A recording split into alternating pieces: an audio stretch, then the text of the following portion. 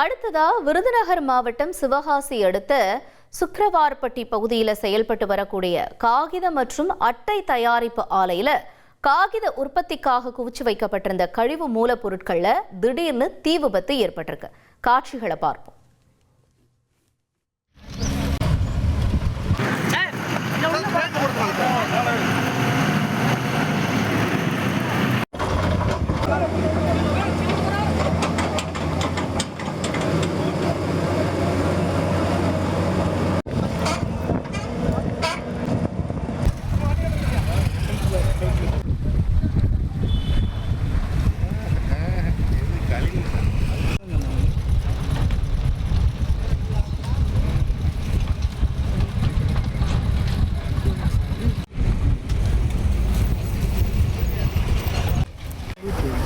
போதும் சார், போதும் போதும் போதும் எடுத்துட்டீங்க போதுமே. இல்லை நீங்கள் எதுவும் பர்மிஷன் எதுவும் வாங்குறது இல்லை. அவர் யார் பர்மிஷன் அவர் பூச்சா போச்சு அண்ணா போதுண்ணா போதும் சார் போதும்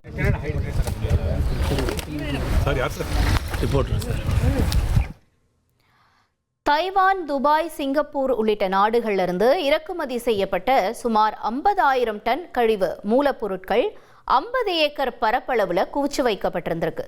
இந்த நிலையில தான் தீ மளமளவென பரவி பெரும் புகை மூட்டத்தை ஏற்படுத்தி இருக்கு. தகவல் அறிஞ்சு சம்பவ இடத்திற்கு விரைஞ்சு வந்த தீயணைப்பு துறையினர் மற்றும் தனியார் தண்ணீர் லாரிகள் தீயை அணைக்கக்கூடிய பணியில தீவிரமா ஈடுபட்டிருக்காங்க.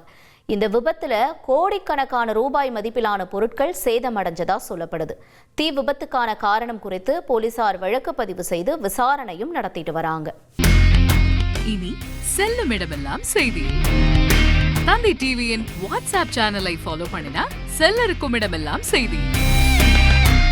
இதோ QR கோட் இப்பவே ஸ்கேன் பண்ணுங்க, ஃபாலோ பண்ணுங்க.